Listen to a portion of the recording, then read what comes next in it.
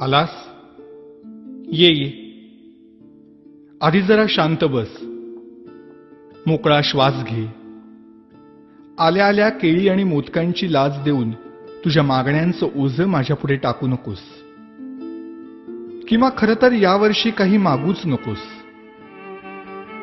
मागच्या वर्षीच्या तुझ्या मागण्यांचं काय झालं हे देखील विचारू नकोस.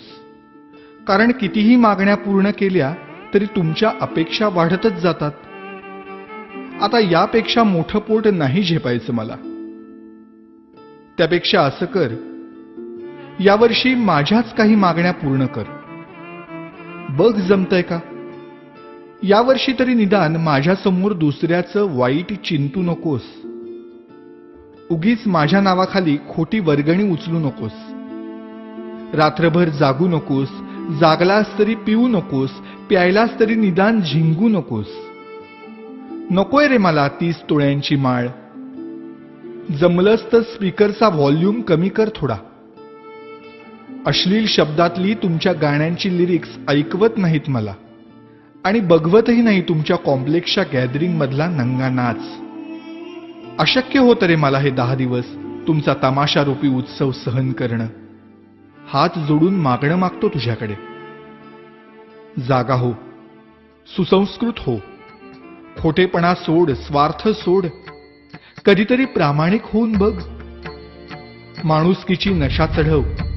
परोपकाराची झिंग चढव. 100% मेहनत कर. स्वतःला ईश्वरी अंश मानणाऱ्या लोकांपासून सावध राहा. त्यांच्या आधाराने जगण्याचा प्रयत्न करून स्वतःतला आत्मविश्वास हरवून बसण्यापेक्षा तुझ्यातलं देवत्व मनापासून जप. दहशतीने जग जिंकण्यापेक्षा प्रेमाने मन जिंक. श्रीमंतांचे जोडे पुसण्यापेक्षा गरिबांचे पाय धु. पैशानी श्रीमंत होण्यापेक्षा मनाने श्रीमंत हो. बघ आता यातलं किती तुला झेपतंय. रागावू नकोस भक्ता. आणि रित्या हाताने जाऊ नकोस.